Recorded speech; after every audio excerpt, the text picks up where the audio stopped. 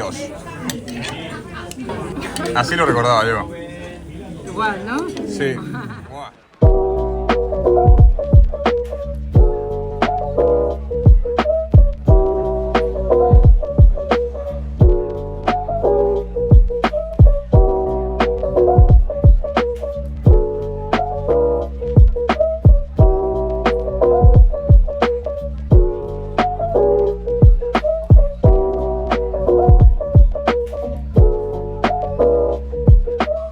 Hey guys, welcome back to another food tour video through Spain. This time we are in the beautiful, stunning city of San Sebastián. It's one of the best or one of the most important cities regarding to gastronomy in our country. And well, I'm super excited to show you guys because actually I lived here for 4 years when I was studying gastronomy and culinary arts. I have a huge list of places that I would like you to see, featuring the best pintxos of the city, the most iconic ones. I'm not sure if we're gonna make all that work in one day, but we're gonna try our best. If not, don't worry. In the description, I will tell you the rest of the places that I consider are mandatory to visit when you're here in this beautiful city. Before we go, I wanted to talk a little bit about what is a pintxo. You need to know some things. First of all, a pintxo is not a tapa. A pintxo is not supposed to be shared. A pintxo is a small-sized dish of 2 to 3 bites more or less that you're supposed to enjoy by yourself with a drink, whatever you want, beer, chacolí, this white wine from here, or cider, whatever you prefer. Another important thing that you should know is that pintxos are not free, for sure, because that's something a little bit confusing in our country. Some other cities with your beer, you get a little bit of food for free. I have already made a couple of videos on that with tapas in Lugo and in Granada, but here it's a completely different story. First of all, it's not humble food what you get as a pintxo. It's an elaborated thing. It's like high gastronomy in small size. You pay for them, and you pay for them. It's actually an expensive thing to go the ruta de pintxos. All that said, I do recommend you to try this experience. It's such a nice vibe. You're gonna see it. If you're visiting Spain interested in the food, I think this whole culture in the Basque country is super important and you should not miss. I was studying gastronomy and culinary arts and still I never made such a route like the one we're gonna make today. I just could not afford that. As a student, you expect to spend around 40 to 50 to 60 euros per person and you're not gonna get super full. Still, it's nice because you go bar to bar, you enjoy a little drink in each place and you get to try the iconic pintxo of the place. There's some sort of thing that I've heard is changing a little bit in this city regarding to pintxos. Well, like everywhere nowadays, globalization kinda is bringing the attention of big food groups to this city, to the pintxo culture, and apparently in the Parte Vieja, which is like the old town of the city where most pintxo bars are located, apparently these big food groups are already buying a good amount of those little taverns and they are changing a little bit the vibe of pintxo itself. They still serve the concept of pintxo Donostia, pintxo from this city, but they are not following the rules of the Instituto del Pintxo Donostia, which is an organization that aims for preserving this super beautiful culture of the pintxo Donostia. They made a list of these 10 rules that you're supposed to follow in order to create or serve this pintxo Donostia style, and apparently these big groups are not doing it. I wanted to read you those 10 rules that are mandatory in this pintxo Donostia culture before we go and try them all. So, according to the Instituto del Pintxo Donostia, the right pintxo should have, first of all, the right size, 2 or 3 bites. Second of all, it should be homemade, of course. 3, innovative spirit. 4, personality. 5, freshly made. 6, commitment with quality product. Number 7, professionalism in the service. That's also really important to be able to handle a lot of people in a decent amount of time, as the good places that have been working here for a long time do. Then the number 8 is clear and visible information of the ingredients or whatever the pintxo is. Number 9, Donosti style. And then the number 10 is local culture. So I think that's all. We're gonna take a little walk now to the city. Let's see how far we can get in one day. I hope Nina is hungry and I hope I can also stand all the places that I wanna show you guys because they are all worth the visit. So let's see. Camera woman. Vamos.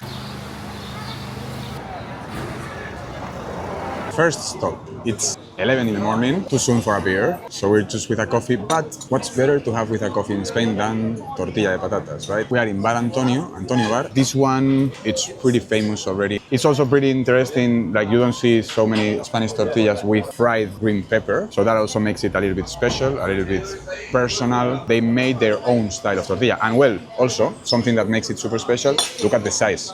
This is just a really tiny portion of what the tortilla looks like. They told me 4 tortillas in the morning and 2 in the afternoon. The tortillas are huge. I'm not sure how much it weighs, but maybe 4 or 5 kilos of tortilla is a huge, big thing, and then they cut in these super fat pieces. Well, if you're lucky enough to arrive, they still have some and you can try it. It's pretty famous because it has a big amount of a super nice caramelized onion and also fried green bell pepper that makes it also special. And let's go.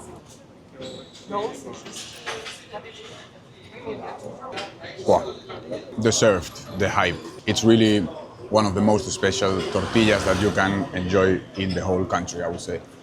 It's super juicy, as it's supposed to be. It's not runny though. This doesn't taste or feel like raw egg.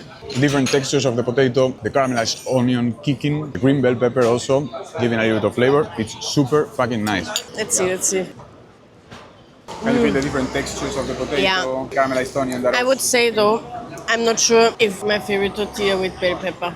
Yeah, you're not a fan of veggies. Yeah. But the caramelized onion are extremely sweet. Really good. First off, 11 in the morning. We just, slightly activated ourselves. The next one, already with, what do you want, wine, beer, Hanya. or cider? Maybe we should try a cider. Well, this bar is just a classic. What's most famous for is because here, in this historical bar of Donosti, is where they invented the Hilda, a pintxo that nowadays you find all over Spain, and in my opinion is one of the best bites that you can ever have in your life. It's the right amount of acidity with the salt, umami touch of the anchovy, and a little bit of spicy also with the piparra, this pickled chili. So classic, olive, piparra, and anchovy. And apparently this was created I don't know how many years ago in this bar when a client, because this is a bar that used to serve this kind of stuff, like cold things, pickles, olives, anchovies. And there was this client that always used to order these 3 ingredients and a stick to stick it all together. Also, something really important that you need to know when you're on a Pintxos route is that you're gonna be stopping in different bars so many times that you want to know the concept of zurito, which is a small caña, a little bit less amount, so you don't get up already in the 4th bar that you go. Maybe you will just get up in the 5th or 6th, I don't know what to start with. Yeah, let's start with the tortilla de bacalao. But this is another tortilla, completely different than the one that we just had. This one is pretty typical also in the Basque country in general, and basically it does have a little bit of potato, but the main ingredient is not potato, it's bacalao, which is cod. This specific cod is salted and cured. Pretty juicy also, no? Not runny again, the egg is completely cooked, but I think it also has a decent amount of onion and a good amount of parsley also that you're going to bring in the flavor. I love this specific portion. If I had to choose between this and normal tortilla, I would go for normal tortilla. Yeah, me too. To me, they are completely different things. The only thing that they share is the name, because the elaboration is kind of also with eggs and stuff, but it's completely different things. Nothing to do with the other one. But I also think it's really nice, I love it. And this, well, I've been looking for this quality of piparras all over Europe, all over, and there's no way. It has the right amount of bitter. It's bitter and acid, most likely. It's not so spicy, just a little bit, but the skin, you cannot even feel it. It's super nice. When the olive and the anchovy also has the right amount of quality, this is one of the best bites that you can ever enjoy in Spain.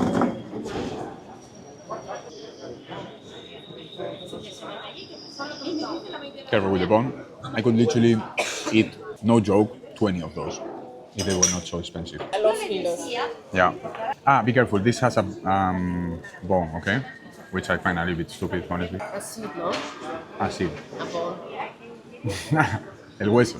Did you put it all in your mouth? All, yeah. You cannot do it otherwise. That's small.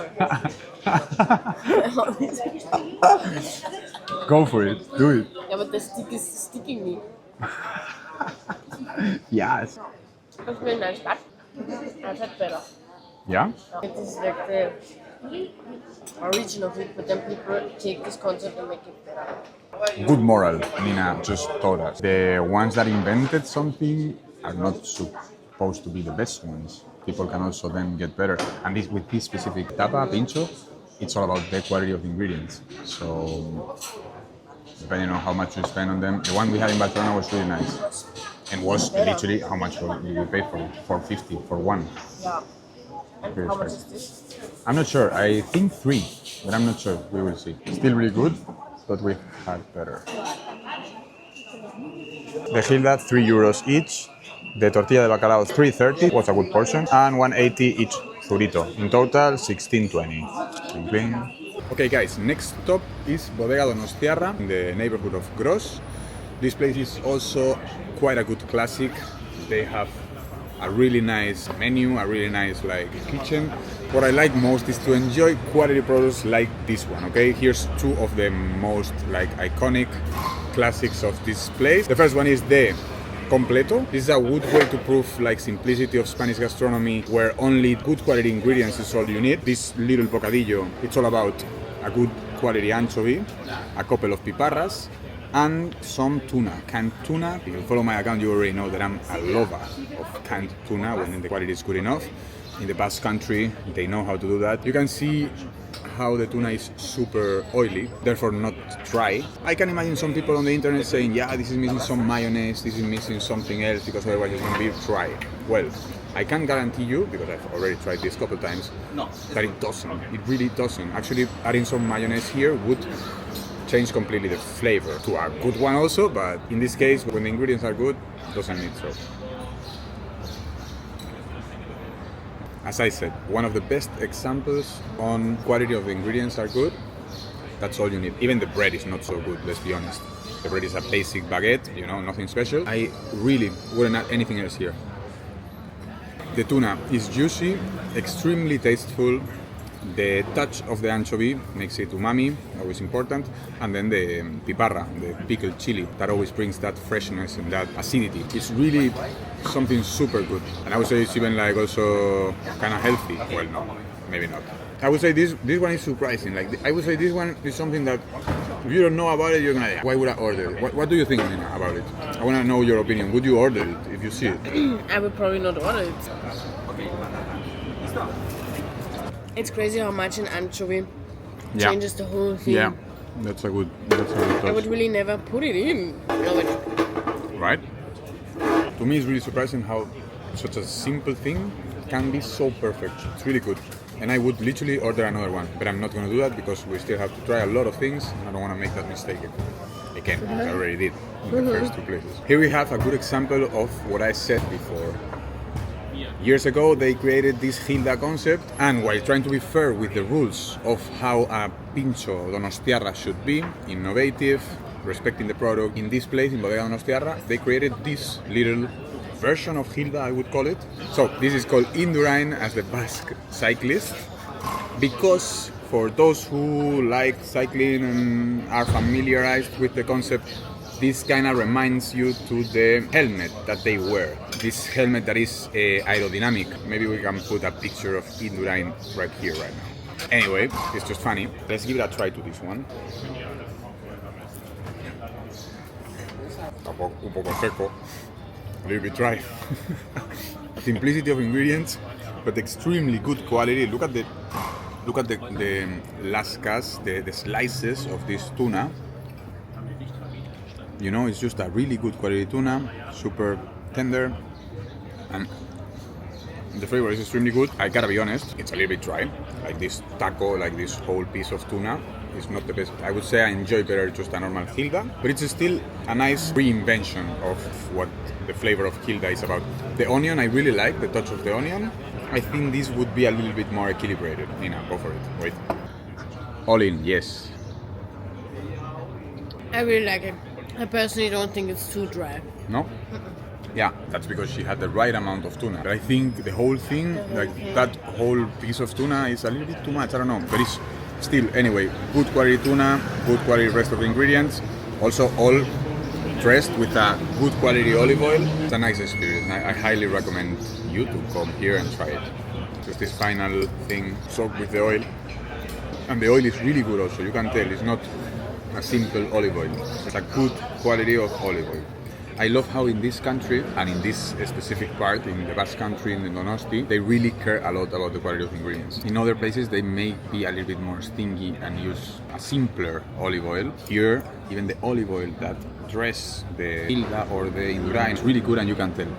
The crazy thing is that when you think you have tried good olive oil, and then you come to places where you really try good olive oil, it's really good. Yeah. And this is really good. Yeah. This place is expensive, more expensive than the rest of it. The beer was $3.20 each.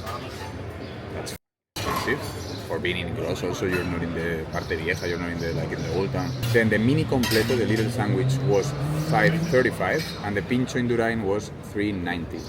I also gotta say, with these kind of ingredients, they are already super expensive. You know what I mean? Like, they probably already don't get so much profit. Well, if you think about it, the Pintxo in Durain is a Hilda, but with extra, because it also has some anchovy and tuna is really expensive. And tuna is really expensive. For the quality offered, I wouldn't even say that this is expensive.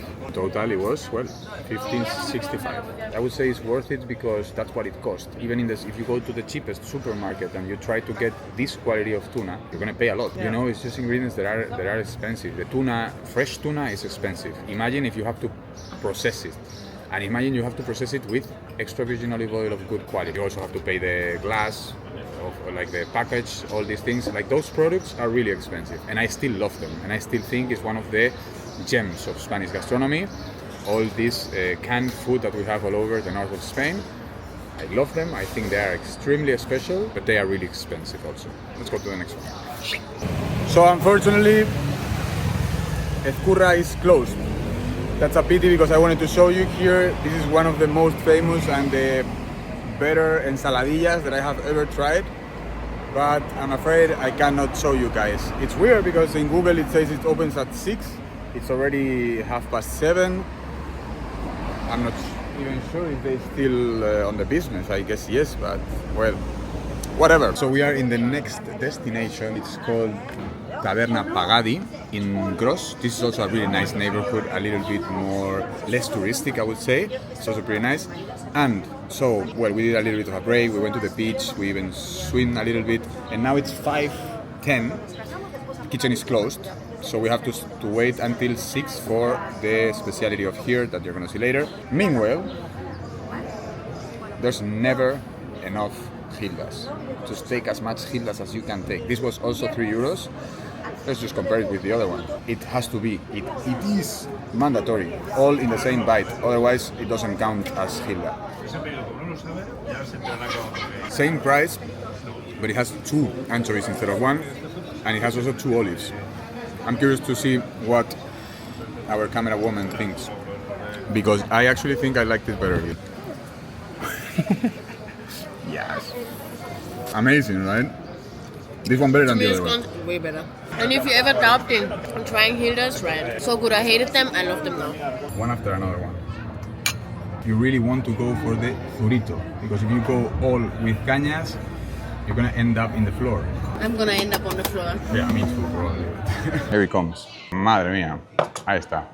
Eskerrik asko. Gracias.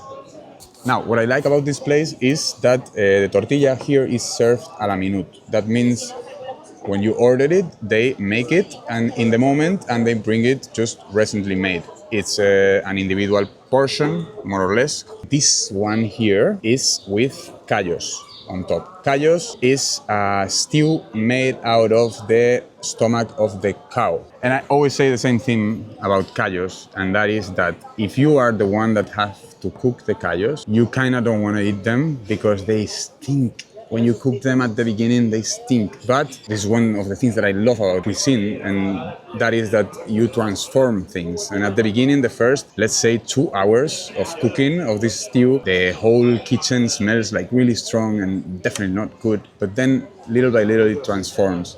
And the result is such a special stew. The sauce itself has such a really special flavor. Super good. Let's just give it a try. As usual in the north of Spain, the tortilla is pretty juicy. Poco hecho. Poco hecho. It's also hot because it's recently made. Wow, it smells super good. Super rich, slightly spicy. Callos are supposed to be a little bit spicy always. The flavor is really good and it just fits perfectly on top of a nice recently made tortilla. Let's see what Nina thinks. Chewy. No? Has a really special texture as any inside. Yeah. It's really spicy. Yeah, I said at the beginning slightly spicy, but actually It is punto really más. It has a good amount of spiciness. If I didn't know what it was, I think I would enjoy it more. But just the fact of knowing what it is, difficult. I get it. Thank God that you haven't cooked it yet, because I tell you, if you cook it, the smell is so powerful that it's like, okay, I'm not sure if I But want to really- eat callos. I would say if you ever come here, just one thing, because it's so much. I think it's worth the try. I cannot tell you, yeah, it tastes like this or it tastes like that. It's something you should try yourself. Personally, I love the insides, like casquería, called in Spanish, all these parts of the animals that normally are not so expensive actually, because you're supposed to throw them away, the insides like the liver, or in this case the stomach, all these kind of things. I always say that Mother Nature is kind of funny and tricky, because in my opinion is in those disgusting things where the best flavors are. And a stew of callos to me is such a special flavor that is extremely good. And there's so many other examples like the tongue of the cow. This is also something spectacular. The intestines, the liver, the heart. But yeah, you do have to leave your thoughts aside and not think so much about it and just enjoy it. How will you rate it? But it's really difficult. Yeah. The tortilla is really nice. Tortilla is really nice. The Sin cebolla, no onion in this tortilla. I personally always add onion in my tortilla, and I think it gives a super nice twist. But I respect those who don't do it, because I've tried really amazing tortillas without it.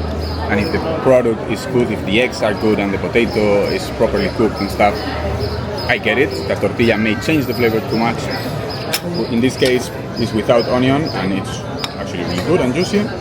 What I really have to say is I think maybe for some people it may be too spicy. It does really have a spicy taste. I love spicy. Yeah. But this is Look. this is a type of spicy I'm not sure if I like that in a tortilla, to be honest. Cayena, ojo de pájaro, called in Spain. I would say it's one of the few spicy ingredients that we have in Spain, this cayenne, together with some smoked paprika that you can also get it spicy. This is really, really spicy. Can I try? Are you gonna eat it? Yes. Yeah, go for it. But you're gonna... I think it's too spicy. I mean, maybe the spiciness is already in the stew, but... It is spicy, yes. That is spicy, yes, and keep eating, you know? Like, normally if you eat one of those, you a little bit, yeah. It's really good. This woman. But I just don't know if I like that in a tortilla. I get it. Because for me a tortilla must be I get it, you're right. the flavor of an egg and the flavor of the potato and the flavor of maybe a cebolla. But Yeah, now I get it. the whole spiciness takes over everything. Yeah, I get it. But it's also part of the, I think, of the, instead of eating these callos with bread, we usually have a little bit of bread, and in this case, the carbs are just there with the tortilla, and it's still really good. I love it. Well, judging from a non-Spanish perspective, if you get to try it, I would. But I would not order it again. That's it. I would not order it again. It's really good that we have Nina here in the channel, because she gives us the non-Spanish perspective. Because let's face it, guys, I am biased because I'm just amazed by Spanish gastronomy, and everything I eat here is something I love. I can always say something positive about it. So it's really good to have Nina here to give the giddy perspective. Foreigner perspective. Yeah, exactly. Okay, anyway, good for now. Let's see the next one. So for now, we've been in the center and we've been in Gros, two neighborhoods that are a little bit more friendly, but now we're getting into the nice part, but also the most expensive one. For now, we have spent something around 50 something euros, which I think for 2 people with all the drinks and everything is not so bad. But now it's in the Parte Vieja where the prices of Pintxos get a little bit unfriendly. But anyway, let's give ourselves a little bit of a nice treat. Let's go. Well guys, this one also closed, a pity. I really like this one. I actually worked with the chefs when I was studying here in the university. Anyway, if you have the chance, here you should try the carmelita, the vieira, scallop, and the alcachofa, artichoke. Let's go to the next one. Well, so the situation, as you can see in this bar, is a little bit completely insane. There's way too more people for the space that we got, so we're literally trying to make ourselves a space. It's also one of the most expensive places we've been today. But anyway, I've heard and I know the food here is amazing. Let's give it a try. And then let's talk a little bit about this situation, I guess. Anyway, the carrillera, it literally, you know, it's crazy the texture that they get with this. It completely melts with the fork, right? It's super, super tender. It's stewed on red wine, typical from the area, not exactly Gipuzkoa, but Álava. And let's give it a try.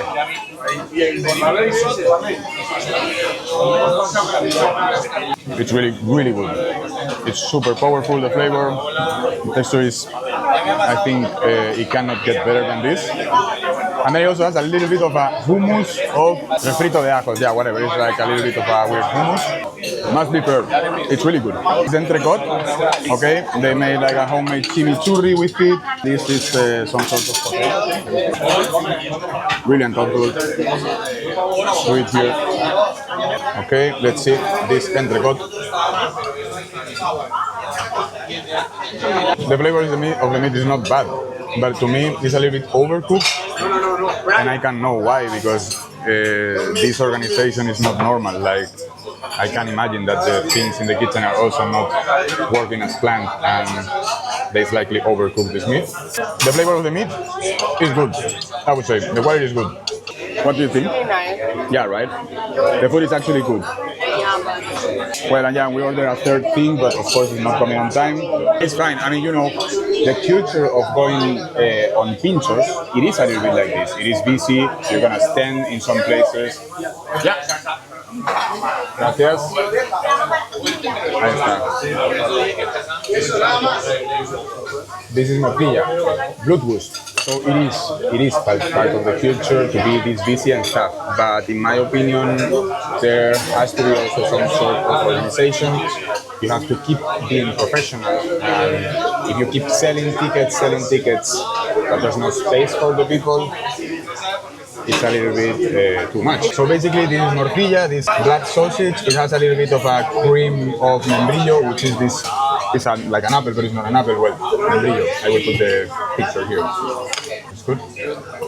And let's see the mortilla. Gotta say, I'm a huge fan of mortilla. I think it's one of the best products out there.